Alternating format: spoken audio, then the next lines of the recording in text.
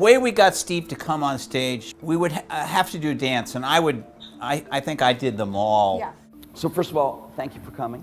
Thank you for inviting me. You're not a habitué of these conferences, and so we really appreciate you being here. I would call him because he would take my calls. He would take the call, and he would say, I don't do conferences. That would be his first thing. He would, Yeah. Even the fourth time, he would say that. Yeah.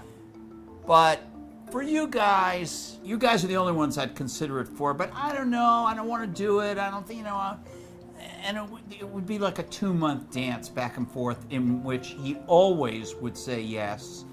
What about a PDA? We believe that for everyone for all the universe of people using a PDA, 90% of them really just want to get the information out. We believe the cell phones are going to do that.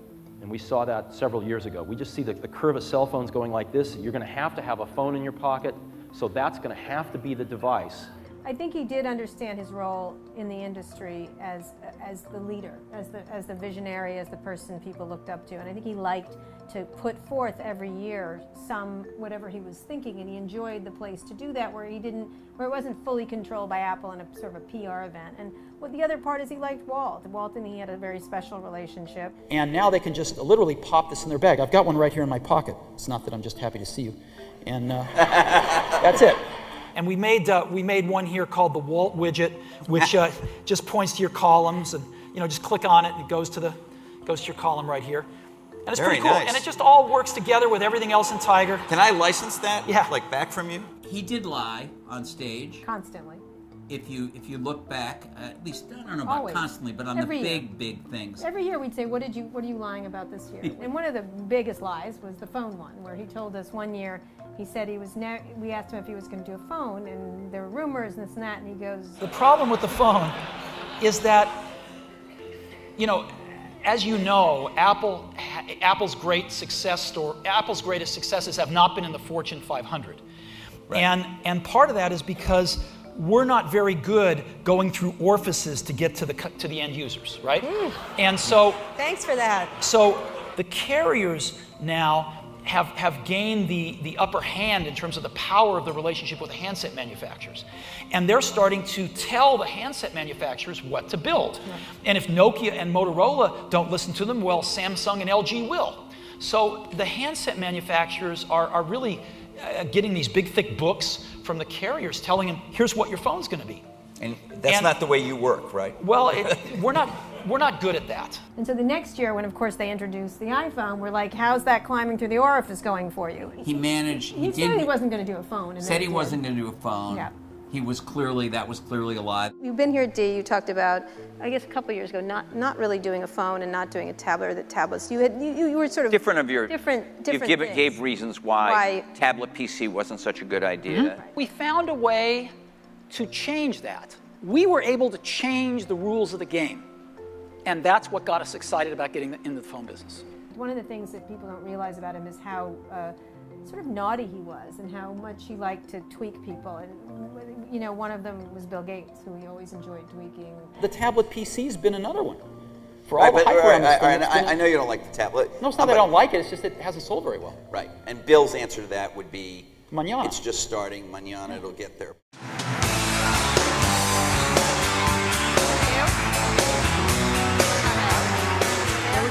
Why don't you sit here? Bill can sit here. In those days, Karen and I just did all the decisions about speakers just together, and we had for a couple of years thought about doing this, but we just assumed they would never do this together because they didn't like each other in a lot of ways, in pretty harsh ways if you talk to them privately. I took it on, and I started with Jobs, because Gates appeared at a lot of different conferences and Jobs only appeared at ours, and I figured he would say no.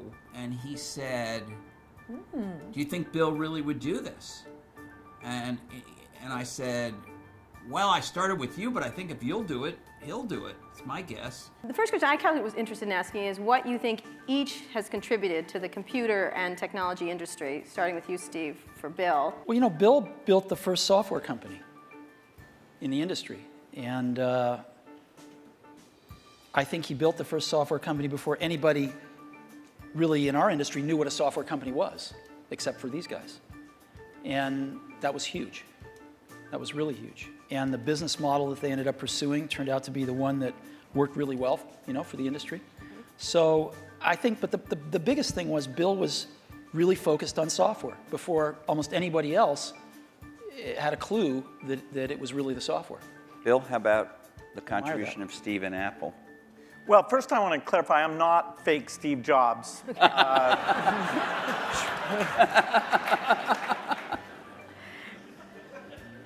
What Steve's done is quite phenomenal. Steve gave a speech once, which is one of my favorites, where he talked about, in a certain sense, we build the products that we want to use ourselves. And so he's really pursued that with incredible taste and elegance that has had a huge impact on the industry.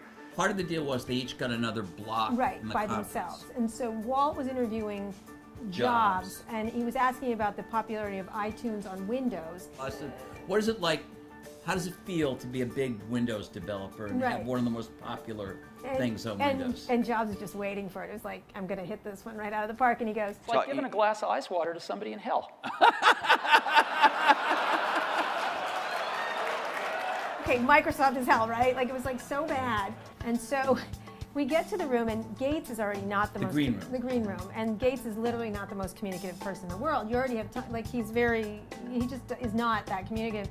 And he comes in and he's silent. He's like really like not communicating. He's mad, sullen. He's like looking down. And Monosyllabic. And we're like, oh, this is like the greatest historic interview of all time, and they're not going to talk to each other. We say something that causes all of a sudden Gates looks up, like some question, I don't remember what it was, and he goes, well, as the representative from hell, I can tell you, and everyone's like silent, and for some reason Jobs in his hand had a bottle of water with condensation all over it. Yeah, he had just taken it out of the ice. He did, and so it was perfect. He goes, here, let me help you. And he hands him the water, and for some reason, it broke the ice. It was really, Gates he laughed, and it was okay. They both laughed. But what's the greatest misunderstanding between you and your relationship and about each other? What would you say would be this idea of catfight, this idea of which one of the many? We've kept our marriage secret for over a decade now.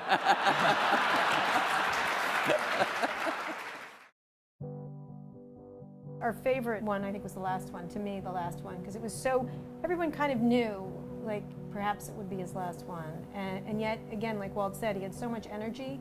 He was literally the most sickly-looking speaker we've ever had, and he was the most energetic. It was really quite a thing. And I don't think he was like weepy or sentimental or anything else. He started talking about Apple TV, essentially, doing TV. But you knew he didn't have much time, but he still was thinking of new things. I'm just curious. I'm just sitting here listening to you. What do you do all day? As